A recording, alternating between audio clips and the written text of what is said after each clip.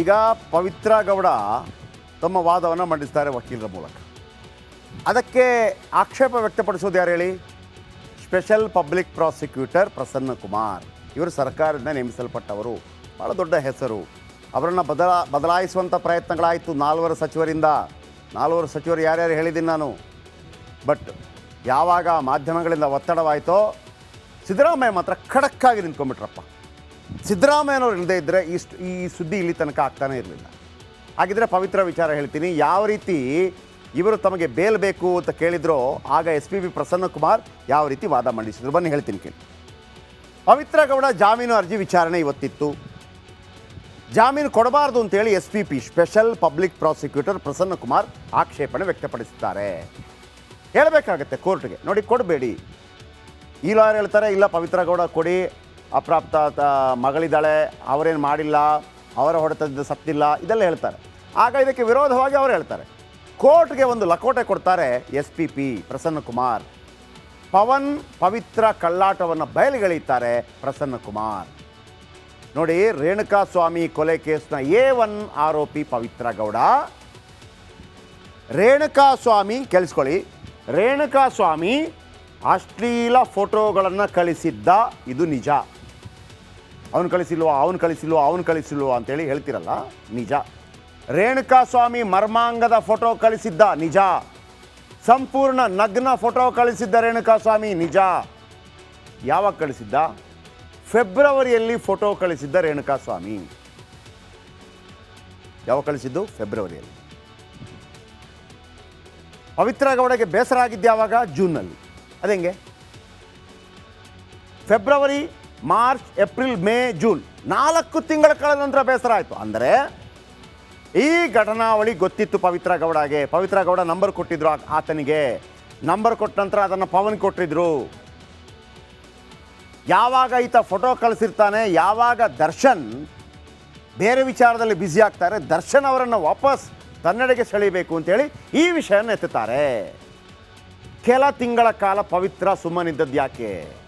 ನಿಮಗೆ ಬೇಸರ, ಅಶ್ಲೀಲ, ನಿಜ ಅಶ್ಲೀಲನೇ. ಒಂದು ಹೆಣ್ಮಕ್ಳಿಗೆ ಏನಾಗಬೇಕು ಇಂತ ಬಂದ ತಕ್ಷಣ ಹೇಳಬೇಕಿತ್ತಲ್ಲ. ಆಯ್ತಪ್ಪ, ದರ್ಶನ್ಗೆ ಯಾಕೆ ಫೆಬ್ರವರಿಯಲ್ಲಿ ಹೇಳಿಲ್ಲ? ಸರ್ಕಾರದ ಪರ ವಕೀಲ ಪ್ರಸನ್ನ ಕುಮಾರ್ ಪ್ರಶ್ನೆ ಮಾಡ್ತಾರೆ. ಇದೇ ವಿಚಾರವನ್ನು ಜೂನ್ 14ರಂದು ರಿಪಬ್ಲಿಕ್ ಕನ್ನಡ ನಾವು ಹೇಳಿದ್ವಿ. ಹೌದು, ಫೆಬ್ರವರಿಯಲ್ಲಿ ಬಂದಿತ್ತು, ಜುಲೈಯಲ್ಲಿ ಯಾಕೆ ಕೇಳ್ತಾರೆ? ನೋಡಿ ಇಲ್ಲಿ ಏನು ಆಟ ಆಡ್ತಾರೆ ಇವರು ಅಂತಂದರೆ, ಪವಿತ್ರ ಅಲ್ಲ ಪವನ್. ಫೆಬ್ರವರಿಯಲ್ಲೇ ಫೋಟೋ ಕಳಿಸಿರ್ತಾನೆ ರೇಣುಕಾಸ್ವಾಮಿ. ನಾನು ಇದನ್ನು ತುಂಬ ಜನರಿಗೆ ಹೇಳಬಲ್ಲೆ. ಫೋಟೋ ಅತಿರೇಕ, ಅಶ್ಲೀಲ ಮೆಸೇಜ್ ಅಂತೂ ವಾಟ್ಸಪ್ ಇರುವಂಥ ಎಲ್ಲ ಹೆಣ್ಣುಮಕ್ಕಳಿಗೆ, ಫೇಸ್ಬುಕ್ ಇರುವಂಥ ಎಲ್ಲ ಹೆಣ್ಣುಮಕ್ಕಳಿಗೆ, ಇನ್ಸ್ಟಾಗ್ರಾಮ್ ಇರುವಂಥ ಎಲ್ಲ ಹೆಣ್ಣುಮಕ್ಕಳಿಗೆ ಬಂದಿರುತ್ತೆ. ಆದರೆ ಆ ಹೆಣ್ಣು ಮಕ್ಕಳಿಗೆ ಅದನ್ನು ಹೆಂಗೆ ಟ್ಯಾಕಲ್ ಮಾಡಬೇಕು ಅಂತ ಗೊತ್ತಿರುತ್ತೆ. ಕಟ್ ಮಾಡಿ ಬಿಸಾಕಿರ್ತಾರೆ. ಕೆಲವು ಒಳ್ಳೆ ಫ್ರೆಂಡ್ಗಳಾಗಿರ್ತಾರೆ, ಕೆಲವರು ಹಂಗಲ್ಲ ಹಿಂಗೆ ಅಂತ ಹೇಳಿರ್ತಾರೆ. ಎಲ್ಲ ಅಲ್ಲಿಂದ ಅಲ್ಲೇ ಚುಕ್ತ ಮಾಡಿರ್ತಾರೆ.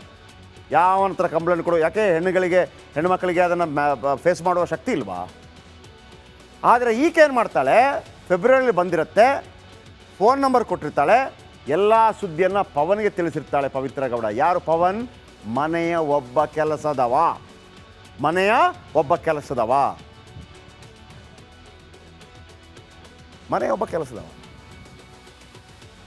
ನಮ್ಮನೆಯ ಯಾವುದೇ ಹೆಣ್ಣುಮಕ್ಕಳು, ಯಾವುದೇ ಮನೆಯಲ್ಲಿ ಹೆಣ್ಣುಮಕ್ಕಳು ಇಂಥ ಅಶ್ಲೀಲ ಮತ್ತೊಂದು ವಿಚಾರವನ್ನು ಮನೆ ಕೆಲಸ ಗಂಡನಿಗೆ ಹೇಳ್ಬೋದು, ಅಣ್ಣ ತಮ್ಮನಿಗೆ ಹೇಳ್ಬೋದು, ಅಕ್ಕನಿಗೆ ಹೇಳ್ಬೋದು, ಮನೆಯ ಕೆಲಸದವನಿಗೆ ಹೇಳ್ತೀವ.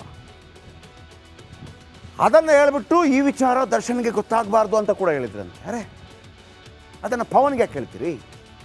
ಇನ್ಸ್ಟಾಗ್ರಾಮ್ನಲ್ಲಿ ಪವಿತ್ರ ರೇಣುಕಾಸ್ವಾಮಿ ಚಾಟಿಂಗ್ ಮಾಡಿರ್ತಾರೆ. ಇನ್ಸ್ಟಾಗ್ರಾಮ್ನಲ್ಲಿ, ವಾಟ್ಸಪ್ಪಲ್ಲ, ಇನ್ಸ್ಟಾಗ್ರಾಮ್ ಆರಂಭ. ಇದು ಪವಿತ್ರ ಗೌಡನೇ ಮಾಡಿರೋದು. ಇದೇ ಪವಿತ್ರ ರೇಣುಕಾಸ್ವಾಮಿಗೆ ನಂಬರ್ ಕೂಡ ಕೊಟ್ಟಿರ್ತಾಳೆ. ನಂಬರ್ ಕೊಟ್ಟ ನಂತರ ಅಸಲಿಗೆ ರೇಣುಕಾಸ್ವಾಮಿಗೆ ಪವಿತ್ರ ಕೊಟ್ಟಿದ್ದು ಈ ಓತಿಕ್ಯಾತ ಪವನ್ ನಂಬರ್. ಪವನ್ಗೆ ನಂಬರ್ ಸಿಕ್ತು. ಪವನ್ ಮೊಬೈಲ್ಗೆ ರೇಣುಕಾಸ್ವಾಮಿ ಮೆಸೇಜ್ ಹಾಕೋದಕ್ಕೆ ಶುರು ಮಾಡ್ದ. ಆಗ ರೇಣುಕಾಸ್ವಾಮಿ ಮೆಸೇಜ್ ಹಾಕೋದು, ಇವನಿದಾನಲ್ಲ, ಇವನು ಪವಿತ್ರ ಗೌಡ ಥರ ಮೆಸೇಜ್ ಕಳಿಸೋದು. ಆನಂತರ ಹೊಸ ಆಟ ಆರಂಭ ಮಾಡಿದ್ದ ಆರೋಪಿ ಪವನ್. ಪವಿತ್ರ ಗೌಡ ರೀತಿಯಲ್ಲೇ ಚಾಟ್ ಮಾಡ್ತಾ ಇದ್ದ ಪವನ್. ಆ ಕಡೆಯಿಂದ ಅವನು ಕೂಡ ಪವಿತ್ರ ಅಂದ್ಕೊಂಡೆ ರಿಪ್ಲೈ ಕೂಡ ಕೊಡ್ತಾ ಇದ್ದ ರೇಣುಕಾ ಸ್ವಾಮಿ. ಜೂನ್ನಲ್ಲಿ ದರ್ಶನ್ಗೆ ಎಲ್ಲ ಹೇಳ್ತಾನೆ ಮನೆಗೆಲಸದ ಪವನ್. ಜೂನ್ನಲ್ಲಿ ಈ ಸಂದರ್ಭದಲ್ಲಿ ದರ್ಶನ್ ಕೆರಳಿ ಕೆಂಡವಾಗ್ತಾರೆ. ಅಲ್ಲೊಂದು ಮಾಹಿತಿ ಬಂದಿತ್ತು, 21-22 ದಿನಗಳ ಕಾಲ ಮಾತು ಬಿಟ್ಟಿದ್ರು. ಆ ಮಾತು ಬಿಟ್ಟಿದ್ದಕ್ಕೆ ದರ್ಶನ್ ಕೂಡ ಏನಾಯ್ತು ಅಂತ ಕೇಳ್ತಾ ಇದ್ರು. ಆಗ ಪವನ್ ಹೇಳ್ಬಿಟ್ಟ, ಅಣ್ಣ ಹಿಂಗಾಗ್ತಾ ಇದೆ, ಕೆರಳಿ ಕೆಂಡವಾದ್ರು, ಕಿಡ್ನ್ಯಾಪ್ ಮಾಡಿಸಿದ್ರು, ಕಿಡ್ನ್ಯಾಪ್ ಮಾಡಿ ಅವರನ್ನು ಕರ್ಕೊಂಬಂದ ರಾಘವೇಂದ್ರ.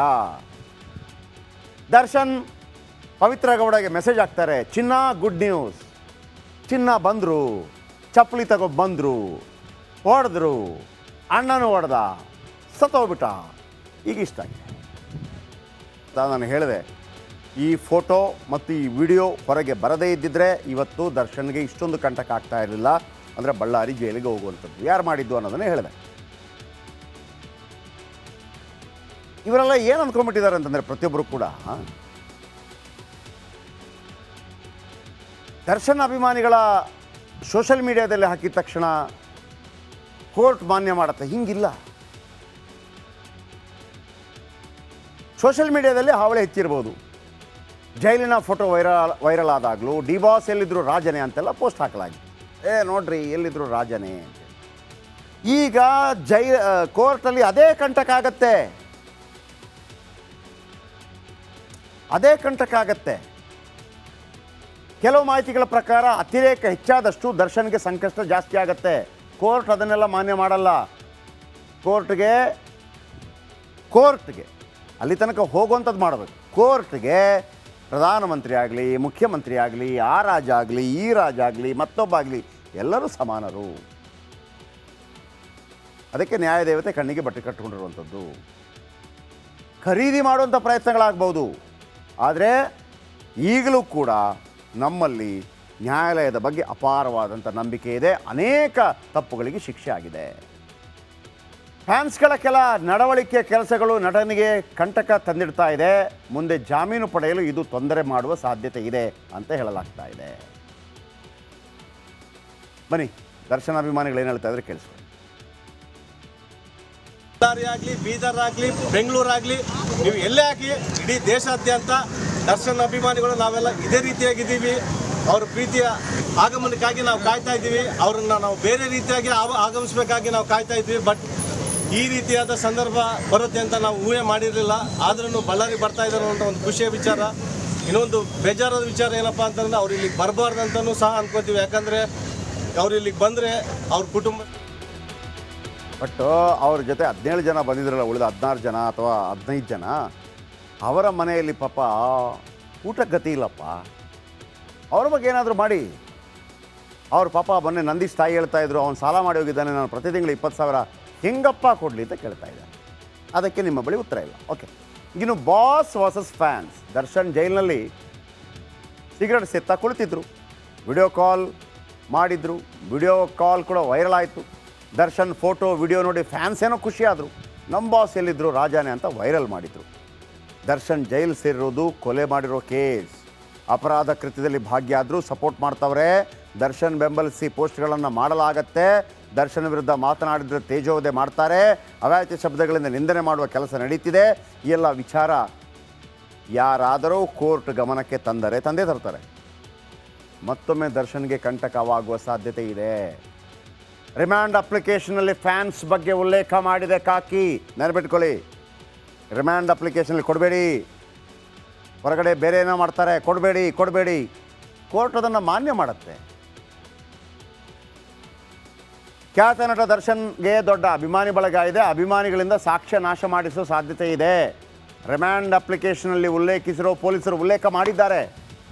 ಅದರ ಜೊತೆಗೆ ಎಲ್ಲ ಫ್ಯಾನ್ಸ್ ಗ್ರೂಪ್ಗಳನ್ನು ಈ ಹಿಂದೆ ಹೇಳಿದ್ವಿ, ಚೆಕ್ ಮಾಡಲಾಗ್ತಾ ಇದೆ. ಅದಕ್ಕೆ ನಟೋರಿಯಸ್ ಕ್ರಿಮಿನಲ್ಗಳ ಬೆಂಗಾವಲಿದೆ, ಹಿನ್ನೆಲೆ ಇದೆ ಅಂತ. ಹಂಗಿದ್ರೆ ಬಿಡೋದಿಲ್ಲ ಪೊಲೀಸರು. ಸೋಷಿಯಲ್ ಮೀಡಿಯಾದ ಫ್ಯಾನ್ಸ್ ಹಾವಳಿ ಬಗ್ಗೆ ಉಲ್ಲೇಖ ಮಾಡಿದ್ದಾರೆ. ಈ ಹಾವಳಿ ಪ್ರಸ್ತಾಪ ಮಾಡಿದ್ದನ್ನು ಕೋರ್ಟ್ ಸೀರಿಯಸ್ ಆಗಿ ತಗೊಂಡ್ರೆ ಮತ್ತು ಕೂಡ ಜಾಮೀನು ಸಿಗೋದಿಲ್ಲ. ಓಕೆ.